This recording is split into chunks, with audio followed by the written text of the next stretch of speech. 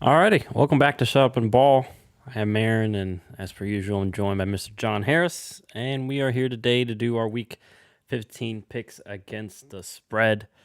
We already made our Thursday picks last one.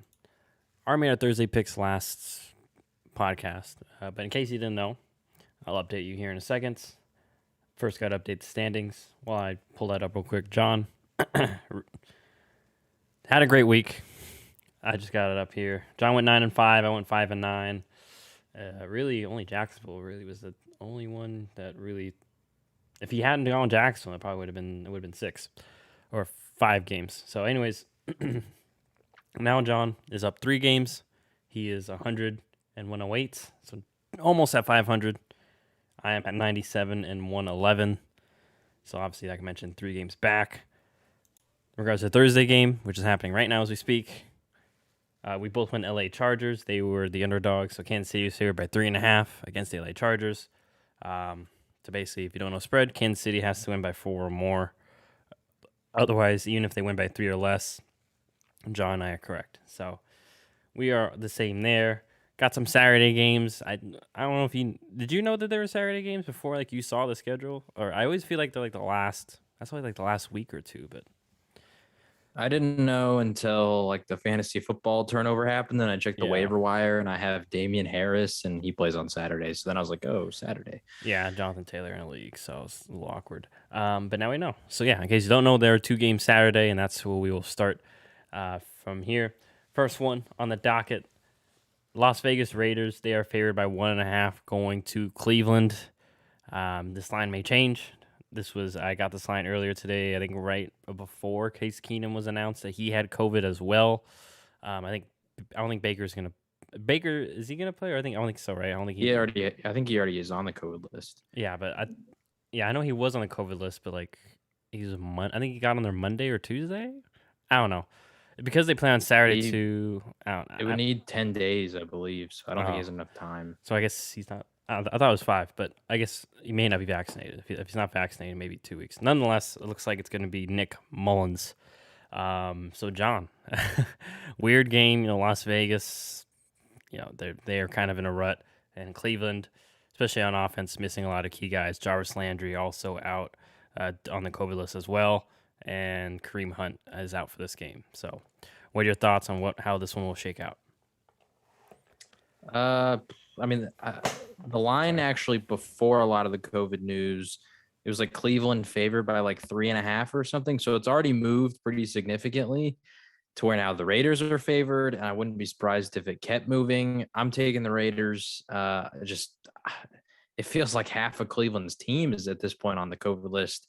So many key players. I don't know who's going to be playing at any positions. There's just at this point, honestly, I wouldn't be surprised if this game got postponed or canceled because I know the NFL Players Association is trying to get it postponed just because of how many players are on the COVID list. And as we're seeing it with the Rams too, that like the list just keeps growing. So I don't know what's going on in Cleveland. There's just too many question marks. I don't know who's going to play any position. So I'm taking the Raiders. That feels safer. Plus, in the past, I think they played last year, and Josh Jacobs had some good success against Cleveland. So I think the Raiders, they're probably pretty desperate for a win. So they're going to come out, play safe, and also the key there, just they have the playmakers to where the Browns don't. Yeah, so I'm actually going Cleveland. The pick swap back and forth in my head, especially once Case Keenum had COVID. Because if Case was out there, I would feel definitely more comfortable with Cleveland. Nick Mullins scares me from his time in San Francisco because like 90% of the game he'll play pretty well to the T, and then he'll have a handful of plays where he tries to be Aaron Rodgers or just not even that, just would make terrible decisions, just like an all like what are you seeing there type decisions, and throw a pick six and such. So that does scare me, but it also scares me. I think Kevin Stefanski is also out for this game as well. So just another person that's not there to kind of help manage the game for Nick Mullins, not put him in those situations where he might have to do something. Nonetheless, they still have Nick Chubb. I believe they still have most of their offensive line. I think that they'll be able to just lean on that against the Raiders. And their defense, for the most part, I think is relatively untouched or not really touched in regards to injuries and COVID. And I mean, besides the Dallas game, Raiders really haven't been consistent on the offensive side of the ball. We've mentioned it. You lose your offensive head coach and one of your main offensive investments. And then Darren Waller, I believe his status is up in the air for this game. I just definitely one. I probably won't watch live. I'll probably just rewatch the quick recap. But I'm going Cleveland just to keep a long answer short. And we'll see. So one of our differences there, and we'll see how that one turns out. Now going to the other game on Saturday, which is the later game, the night game. Indianapolis Colts at Indianapolis. They are favored by 2.5, hosting the New England Patriots. Both teams coming off byes. Who do you like here, John? I'm going to go with New England. So, I mean, we've talked about this before, but the way that spreads kind of work, there's a built-in home field advantage. It's typically like 2.5, 3 points. And so if that's the case, at that point, what we're saying is that we feel that the Colts and Patriots are a pick 'em if it was on a neutral field, because this game is in Indianapolis. So them being favored by 2.5, that, basically almost covers the home field advantage. So I don't know. I have a problem with that. I honestly think the Patriots are a better team, and that's no, shot at the Colts. I think they're a great team. I like Jonathan Taylor. I like their coaching staff. I like a lot of what they have going there. But the Patriots, to me, they're the hottest team in the NFL right now. They're just on a roll, and I feel like Bill Belichick's going to have answers for them. The one thing that worries me is that I think the Colts and their run defense is going to force Mac Jones into throwing a lot in this one.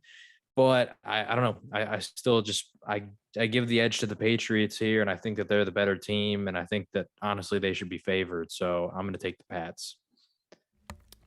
Yeah, this is a tough one. End of the day, though, I went with the Indianapolis Colts. I think that their offensive line and Jonathan Taylor could actually be one of the few teams that they'll have success on the ground. Frank Reich has an extra week. He's a pretty creative offensive play caller. Although it does worry me, and you kind of insinuated this too, is if they do slow down the run game, we know that Bill Belichick has a lot of creative concepts on the back end. And the Colts receivers are pretty good, but they're not amazing outside of really Michael Pittman. And even then, I think J.C. Jackson will get the better of them in that matchup if it becomes if they force the Colts to become one-dimensional. So that does scare me because it's Carson Wentz, and we all know that he's bound to force something and put the game on its head for the Colts. But yeah, like on the flip side too, like you mentioned though, John, I think that Colts defense will definitely be able to slow down the run game of the Patriots. And I'm not saying that Mac Jones isn't good, because trust me, we were both big believers in Mac Jones. I just haven't seen a game, and I'm happy if I'm wrong after this, but I need to see a game where it's okay. Run game's not working, Mac. You need to drop back and pass. I know the Bucs game was kind of like that, but it was also an ugly, defensive game too, where their defense kept them in it as well. But for now, I'm going to Indianapolis. It's just, I feel like they're a little bit more desperate team too. Not great analysis there, but I just feel like that may factor in as well. So another one of our differences there. Already got 2 off the bat. Now we go to the Sunday games. First one, keeping it in that division, the AFC East, that is. Going to Buffalo, where the Bills, they are at home. They are favored by 11.5, hosting the Carolina Panthers.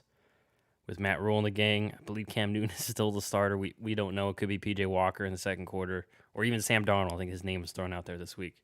Nonetheless, who are you going with here, John? I feel weird about this one, but I'm taking the Panthers. The reason I feel weird is exactly what we just talked about, the quarterback situation. Matt Rule has said that he wants to see both PJ and Cam get snaps, but then Darnold's set to return from IR. That complicates things. I don't know. I just don't know what I'm going to get out of Carolina here. But at the same time, I like Carolina's defense. And if Buffalo was better running the ball, I would feel more comfortable with a spread this big. But I don't know. I just feel like the way that I see this game going is Buffalo could probably get up early. But then at that point, I don't feel like they have the run game to beat Carolina to where they can really put the nail in the coffin when they need to. And so I feel like Carolina maybe gets a late field goal or something to cover. Maybe they get a turnover. I don't know, something along those lines to where the 11.5 just feels big to me, even though I don't love what I'm seeing out of Carolina right now. This, out of all the picks, feels like the one where I'm probably going to be wrong on, just because, once again, the quarterback being the most important position, and you just have so many question marks there for Carolina. So I don't know. But yeah, ultimately, I'm taking Carolina the points. I don't know. I wish that Buffalo was better at running the ball. And I got a lot of heat on it, but I posted on our Instagram a comment about the Bills' loss last week. And I was like, man, imagine if the Bills actually had a run game and Josh Allen didn't have to run for over 100 yards for them to even be close to the Buccaneers. And a lot of people were flaming me for that, but I stand by it. If the Bills had a run game, they would be amazing. Well, if they had a run game, they would have at least been more patient or even tried it in the first half. I mean, I don't know. That was just, it shows that not many people know what they're talking about. I'm not talking about you. I'm talking about the others. Because, it does scare me, Josh Allen. I think he injured his toe in that game as well. His status may be up in the air. And especially, but I'm going with Buffalo with the expectation that he'll play. They probably won't call as many design runs with him. So maybe I'm hoping they manufacture some sort of run game or maybe a screen game to mimic it as well. But the main reason I'm going with Buffalo to cover too, I just don't trust any of the Carolina quarterbacks. This is someone that's picked Carolina the past few weeks. Had belief in them, but it's kind of like what I said about Nick Mullins. I mean, last week Cam just boneheaded decisions that, especially a guy that's been starting and played the amount of games that he has, that he shouldn't be doing. And then PJ Walker is kind of in the same boat, and he's obviously not as talented as Cam, not as game changing. And then no McCaffrey as well. And like you mentioned last podcast, I mean, lost Joe Brady, so then the new assistant that's taken over the offensive coordinator position, it still seems like he's trying to find his way. There's a lot of unknowns really with Carolina. And that's why I'm going with Buffalo for now. Just the more proven product. I know their defense hasn't been kind of iffy, but Carolina's offense doesn't scare me enough to think that they'll take advantage of that. So I'm going Buffalo here to cover that 11.5 point spread. With my luck, Carolina will do some backdoor cover. So that is that. Now sticking to the AFC East for a divisional matchup. The Miami Dolphins, they are at Miami, favored by 9.5 against the New York Jets. Who do you got here, John? I'm taking the Dolphins. The last time they played, I took the Jets. I was wrong. It would be so, I don't know. It feels like I'm going to get it wrong just because of that, because I flipped. But I don't know. I just think the Jets defense wasn't really able to do anything to get Tua out of rhythm. He was completing most of his passes the last time they played. He was incredibly efficient. And I know that they don't have Jalen Waddle this week, but it just doesn't really scare me. I just feel like, I don't know, the Jets they're not there yet. And then on the other side, I honestly have been loving what I've been seeing out of the Dolphins defense the last couple of weeks. They've become one of the most blitz-heavy teams in the league. When they played the Ravens, they lined up in this one look where they had 7 players on the defensive line like 30 times throughout that game. And obviously they weren't always all blitzing, but they just put them all close to the line to force Lamar to just start thinking about it. Who's going to come? We don't know. The lines are thinking about that, the running backs. So I like what they're doing offensively. And unfortunately for the Jets, you got a young rookie quarterback. Your offensive line's not great. Your weapons still aren't really very good. Elijah Moore's on IR. Michael Carter might be back, but we don't fully know yet. So I don't know. I don't really like what I'm seeing out of the Jets offense when it comes to who's available. And then on the other side, I really love what I'm seeing out of the Dolphins when it comes to their blitzes. So I think they're getting Zach Wilson's face a couple times this game. Wouldn't be shocked if he threw a couple picks. He's been better about that recently, but when you're losing and you're trying to make a play, what can you do? So I'm going to take the Dolphins. I really don't have much else to add. Go on Miami. Tua's going to take care of the ball. His defense is going to make some plays. Still has Mike Gesicki and, a few playmakers. And then, like you mentioned, just nothing really on offense for the Jets to help Zach Wilson out that I'm comfortable with them being close in this game. And their defense isn't on the level of Miami. So, yeah, I'm going Miami as well. And if I get burned by the Jets and Zach Wilson, then I'll be fine with it. I'd rather, it's one of those things that you'll be fine. Because no one could have thought that, obviously. But now I'm going over to another game. There's a lot of COVID issues on one team. Philadelphia Eagles, they're at Philadelphia. They are favored by 9.5 hosting the Washington football team. I forget the number for them, but I know they have a litany of injuries already, and then some guys on the COVID list. So, John, who do you have here for your divisional matchup? This one was a tough one. It's always tough for me to pick divisional games just because I don't know, the NFC East, I think a lot of the teams just every year they always split or it's close games, no matter how good or bad the teams are. And that's a lot of divisions, but me being an NFC East fan, I see those games all the time every year. But I'm going Philly here. Washington, I think, is with the Browns and the Rams, they're like very heavily affected by COVID. I think they have like over 20 players that I saw last on the COVID list. That includes, Montez Sweat. I think he's still on there. He should be coming off, but I think like Taylor Heineke's not 100% certain if he's going to play. Then we got Kyle Allen, and I don't know. Things just are getting dicey over there in Washington. I don't like the matchup for them either. The Eagles' defense has been pretty good this year. Darius Slay over the last 4 weeks has been one of the best corners statistically when it comes to like his coverage grades and all that.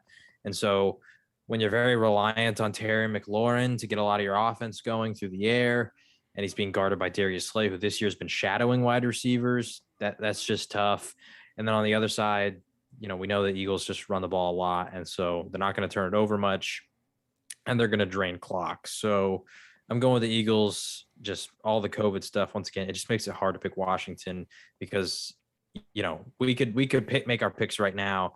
And then tomorrow it comes out, Antonio Gibson's not going to play, or, this other guy's not going to play. And so it's just hard to bet on Washington. Yeah, I'm going with Philly as well. Whether it's Gardner Minshew or Jalen Hurts, I think their offense will be fine. I think Gardner obviously adds a little more consistency to their pass game. Jalen obviously adds more to the run game. But yeah, like you mentioned, Philly's less affected, and even so, I think Washington's been leaning on the run game a lot recently, and even especially if they are missing guys or have guys in and out, Philly's D line still really good, like you mentioned, and really the only weapon that scares you, like like John mentioned, is Terry McLaurin, and he is going to play, right? Because I know he left last week. He got hurt too. He had a concussion. I think he's set to play, but you never know. Like maybe things change. Yeah. So, but nonetheless, yeah, I'm going with Philly as well. Just a more talented team, more consistent team at this point. I feel like every time I say this, that we have a weird week, but it feels like the dust kind of settling. We kind of know some teams for what they are, and so whether that's good or bad. So we both go Philly there. That was an easy one. Another easy one here. Arizona Cardinals, they are favored by 12.5 going to the Detroit Lions. Basically, do you think Arizona will cover, John? Yeah, I do. Detroit, they're competitive in a lot of games. The Cardinals, one of the best teams in the league, arguably the best, in a lot of people's eyes. So it's just tough to pick Detroit to keep it close, even though Arizona is going to miss some key guys. DeAndre Hopkins, most notably, is now out for the rest of the regular season, could come back in the playoffs. Arizona is so deep at wide receiver that it affects them, but I don't think it's going to affect them at all against a team like Detroit, because that AJ Green's there and he's been really solid for them. Christian Kirk's been great. Rondale Moore, they have options. So yeah, I think Arizona wins pretty easily. Yeah. I'm with you. Just also Lions have also got their win. I know, in theory they would like another one, but I feel like the urgency's gone. Like the pressure's off, yes, but the urgency's kind of gone. So I am also going with Arizona to cover that 12.5 point spread against the Detroit Lions. But now going to another divisional matchup in your division. This time with your team. Your Dallas Cowboys, they are favored by 11.5 hosting the New York Giants. I assume we both feel like Dallas will win. Bigger question is, do we think that Dallas will cover? I think the Cowboys win, and I would love for me to be more confident that they'll cover. But Dallas has just been weird recently. Like they should have destroyed Washington last week. They throw that late pick 6. I don't know what's wrong. People are arguing online about Connor McGovern starting over Connor Williams, and now Williams is going to earn the starting job back, but he's terrible when it comes to committing penalties, and the offense is out of whack. Tony Pollard's questionable, Zeke's questionable. I I don't know. I wish I was more confident in Dallas. I think they're going to win because New York just doesn't have a lot of talent, but I don't know what the score is going to be, and that part scares me. Maybe I'm just being skeptical because I'm a Cowboys fan, but I don't know. Their offense has just been lackluster the last month or so. I would love to be wrong about this because I need to bounce back, especially since being a Cowboys fan, I'm heavily invested in them in fantasy. But I don't know. I'm going to take the Giants, play it safe. Hopefully, I'm wrong. Yeah, well, I'm actually going Dallas. Basically, if kind of like with the Chiefs, defense has been the star of the show the past few weeks, and I'm just not entirely confident in the Giants' offense. I believe Mike Glennon will still be out there. Yeah. Regardless, I'm just not confident that they'll get anything going. I wouldn't be shocked. Dallas is very good at creating turnovers, creating havoc. So even if the offense, still kind of sputters this game, I expect that they'll probably have one or two possessions coming off a turnover in great territory and capitalize off that because Dallas is still good enough to do that. So I'm going Dallas. I think that they'll cover against the Giants, but yeah, it is a lot of points, a lot of biggish spreads this week. So nonetheless, I think that they'll cover. So hopefully it's like last week where I think I was like only like a handful of underdogs won that covered last week. So there's another difference there. Now going to a game I don't expect many people watching unless you're a fan of these two teams. Tennessee Titans, they are favored by 1.5 going to the Pittsburgh Steelers. John, who do you have here?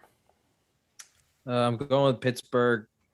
They're the underdog. I've been doing it all year. It's failed me a few times, but they're at home this time. So maybe that helps them out here. I don't know, just all the injuries over on the Tennessee side of offense, the committee at backfield. I don't know. I don't know where we're going to get the offense out of, for Tennessee versus a Steelers defense that isn't great statistically, but still has playmakers who can make some plays. So I don't know. I'm going Pittsburgh. This one's basically a pick 'em though. So I could be wrong. I feel like it's a coin flip. I'm going Tennessee. Tennessee's defense has really been coming into its own. I think they still get Julio Jones this game, and Pittsburgh's defense too has been good, but they can be run on. I think we've seen that in the past few weeks. I know they don't have Derrick Henry, but Tennessee still has some semblance of a run game, and then on top of that too, Ryan Tannehill very good at taking care of the ball, extending plays with his legs, and keeping drives alive. Just keeping them moving along, even though they're missing a lot of key pieces. And yeah, I just can't be confident in Ben Roethlisberger and this team to be able to drown out the noise another week and do it. And win. I think Tennessee's more talented than Baltimore was last week, and obviously they aren't on their backup quarterback. So yeah, I'm going Tennessee to win here and cover. I'm not too confident in Pittsburgh. It's just they're once again at this point for me, it's a lot about consistency, and Tennessee, especially in recent weeks, has just been the more consistent team. So another difference there. So we'll see what happens with that one. Now going to another divisional matchup: Jacksonville Jaguars at home. No more Urban Meyer. He's out the door. Darrell Bevell is the interim head coach. They are favored by 3.5 in this first game as head coach against the Houston Texans. So how do you feel about this one, John? I'm going Jacksonville. I think the line actually, like, the Jaguars became a bigger favorite after the Urban Meyer firing was announced, which I thought was kind of funny. But I'm taking Jacksonville simply for one reason, and that is that Houston has a terrible run defense. They're one of the worst run defenses in the league. And I have to imagine that the most simple way to play offense, if you are, now I don't know who called the plays before when Urban Meyer was the coach. I assume it's still the same person, but now you don't have to worry about Urban Meyer like influencing things. And very clearly, Urban did not like James Robinson. It was just such a weird year for James Robinson because of what Urban Meyer had affected the team. And so I think that James Robinson is going to get fed in this one. Even Trevor Lawrence wants that. He said when Meyer benched Robinson for like a quarter a few games ago, that Robinson was one of their best players and he needs to be on the field. I think that, the whole team knows that. And so they're going to feed him. Jacksonville wins.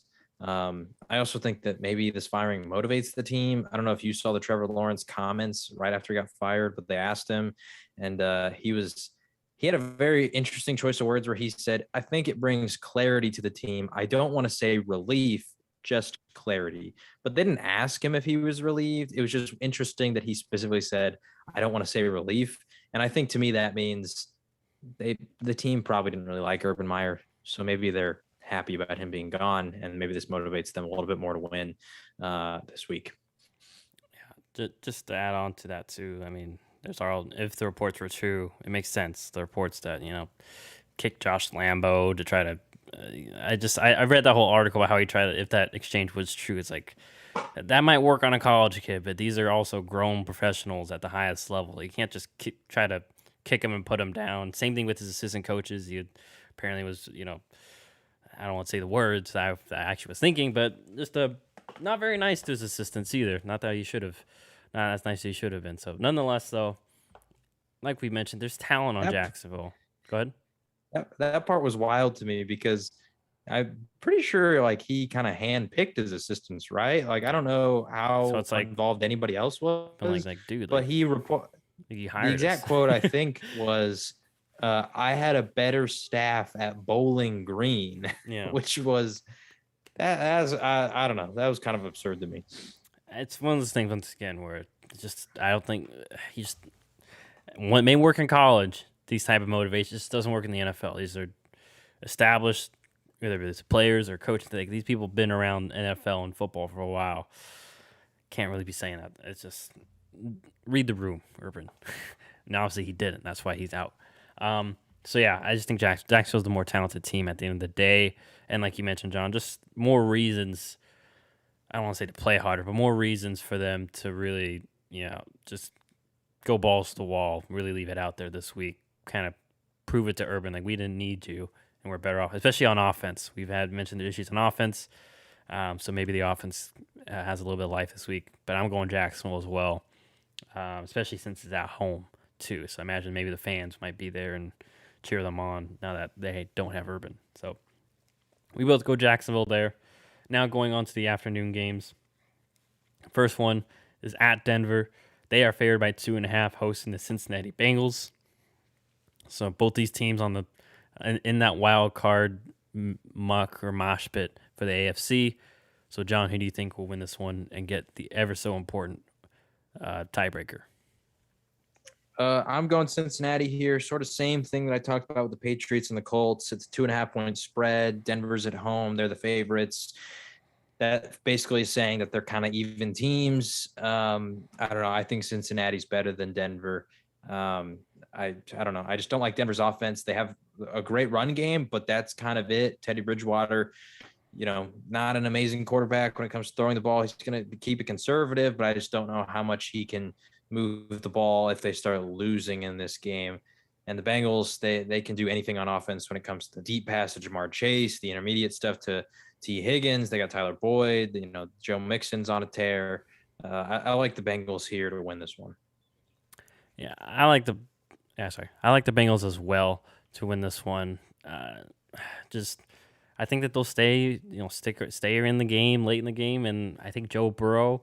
I think we all know Joe Burrow and Jamar Chase obviously have the connection, but I just think that if they'll make more game-changing, game-winning plays, then I'm more confident they will than Teddy Bridgewater, who is a very good quarterback, and I'm sure Carolina's missing him right now, but just not aggressive enough. Yeah, and especially when the game's close, that's what Teddy is, and there's nothing wrong with that, but that's just a matter of fact. And yeah, I'm just more confident in Joe Burrow in the game to get them in the right plays and just find a way to win this one. I know not great analysis, but like you mentioned too, I think just Cincinnati's the more talented team, I would say, and as of right now, just a little bit. But anyways, we both go Cincinnati there. Now going over to the West Coast more so, where we go to San Francisco, where the 49ers, they are at home. They are favored by 9.5, hosting the Atlanta Falcons. John, do you think San Francisco will cover here? I'm gonna go with the Falcons. They They proved me right last week. I think the Niners win, but I don't know. I just have this gut feeling that Matt Ryan's going to do enough to at least keep it within a score. So I'm taking the Falcons. I don't really have much of an analysis besides that. I don't have stats that are backing me up here. Just kind of a gut call. I'm going San Francisco. Especially, we saw a little bit of Debo last week. He didn't seem to re-aggravate that injury. They're very careful with them. Didn't see much from him in the second half.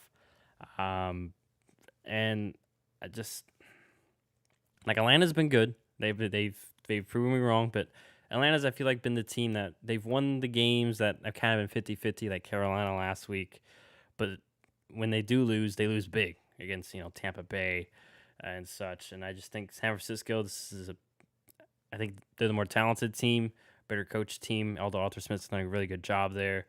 And I don't foresee them stopping Kyle Shanahan. I just don't think they have the talent to stop the run game. And we all know, I think, once you have to stop the run game with Kyle Shanahan to stop the whole offense because he does so much off of it. And I also don't think that they'll be able to fully take advantage of the lack of corner talent against San Francisco. So I am going with the 49ers. I think they'll win and cover and keep rolling, keep pushing to get better placement in the NFC playoffs and just make the playoffs too. But yeah, so I'm going San Francisco. I think they'll cover that 9.5-point spread. John went Atlanta. So another difference right there.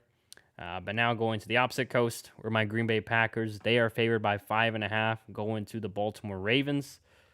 Lamar Jackson said it'd be a game time decision, basically, with that ankle. It is an ankle injury, I believe, right? So, John, how do you feel about this game? I'm going Green Bay, and it actually has nothing to do with Lamar. I don't feel like Baltimore has been exposed yet for the lack of Marlon Humphrey or Marcus Peters. Like when you don't have Marcus Peters, that's one thing, but now you don't have both.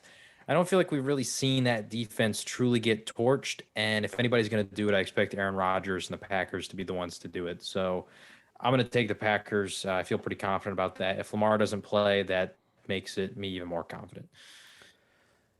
Yeah, I'm going with the Packers as well.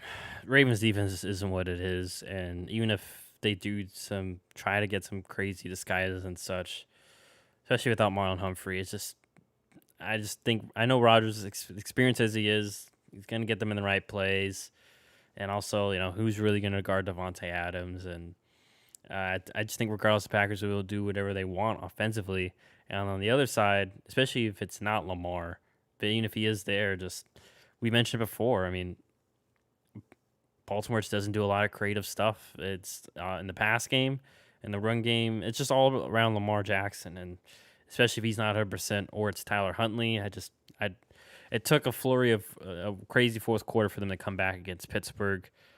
I think Green Bay will get ahead early and kind of shut the door on that game anyway. So I am going with my Packers also. We both went Green Bay. So now we go back to the West Coast, where the LA Rams, they are at home. They are favored by 5.5, hosting the division rivals Seattle Seahawks. Seattle, no more. I know the Rams have 25 players on the COVID list. I think Odell's one of them. I think Von Miller was listed as one of them. I don't think Jalen Ramsey was. I know he missed last game, but I don't think he is. So I think he's still good. And then for Seattle, no more Jamal Adams. He's out for the rest of the season. I think that occurred last week, but just a refresher. So, John, who do you have here for this one? Also, to add, Tyler Lockett was added to the COVID list on the Seattle side. That's a big one.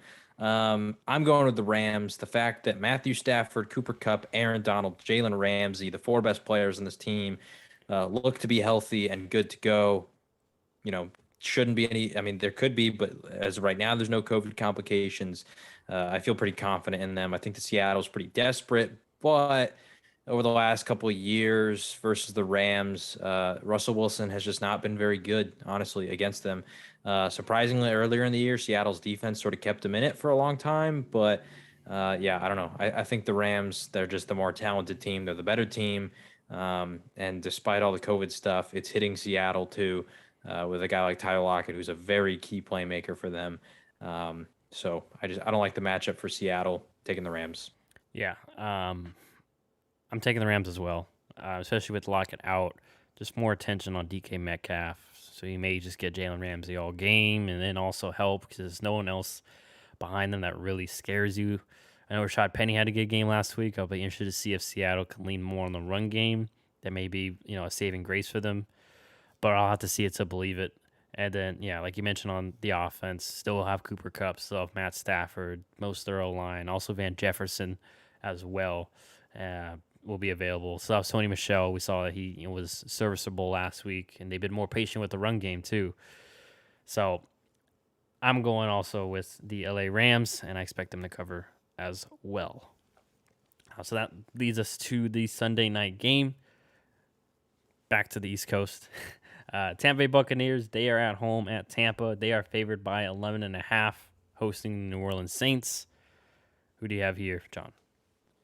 I'm going to go with the Saints. I know that Tampa's at home, and that part scares me because typically at home, Tampa does really well.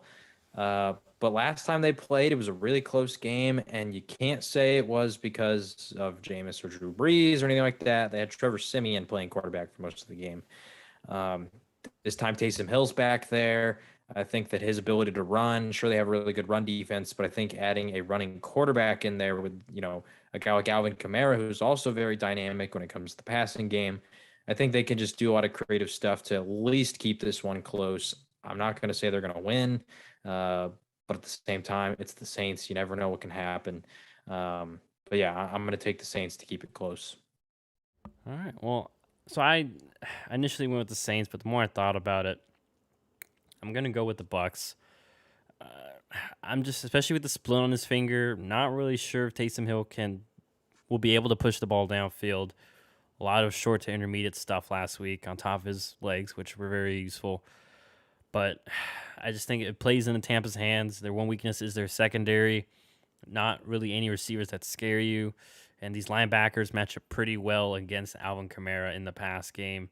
We see them take, in the Super Bowl, basically take away Travis Kelce in that game. I think they can do that with Alvin Kamara. And on the flip side, although it does scare me, New Orleans defense has a really good beat on the Bucs offense. We've seen that before. We saw it last matchup. It took until the second half really for the Bucs offense to wake up. But I think too the Bucs are starting to get healthy and kind of like last year, kind of starting to get on a roll, just doing whatever they want almost offensively. And I think especially since they had success late last game, I think that they'll be able to build off that, and I think that they'll cover. So I'm going with Tampa here, and especially too, I think you mentioned a couple weeks ago, Tampa just plays better at home. They're just one of the few teams that still play better at home. So I'm going with Tampa Bay here to win and cover the spread here, which is 11.5 against the Saints. So we will see how that goes. Another disagreement. But now we go to Monday for the Monday Nighter, where the Minnesota Vikings, they are favored by 4.5, going to the Chicago Bears. John, who do you have here for this NFC North matchup? I'm going to go with Minnesota. I don't like either defense in this game. And so at that point, it's whose offense do I like more? I like the Vikings. I think that Justin Fields can have success against Minnesota, but I don't know if it'll be enough to keep up with Dalvin Cook, Justin Jefferson, Kirk Cousins. I don't know if Thielen's back, but if he's not, KJ Osborne had a good game against the Steelers last week. So I don't know. I just like what I see out of the Minnesota offense more in a game where I don't think either defense is going to have a massive impact in this one. Yeah, I'm going Minnesota as well. I just trust Kirk Cousins and Justin Jefferson a little bit more than I trust Justin Fields. Justin Fields also won't have Allen Robinson this game. I think Allen Robinson, I forget if he's injured or on the COVID list. I got the update, I think, about a few minutes before we got on. Nonetheless, too, just a few more playmakers in the Minnesota secondary. And, yeah, like we mentioned before, Chicago's offense not entirely complex. And especially we also saw what happened with Dalvin Cook last week, and they've had 3 days rest, the Vikings. And Vikings have a little bit more to play for in regards to trying to get into the playoffs. So I, as well, am going Minnesota. So that is that for the Monday night game. So we have a few differences this week. Is it 1, 2? We have 7.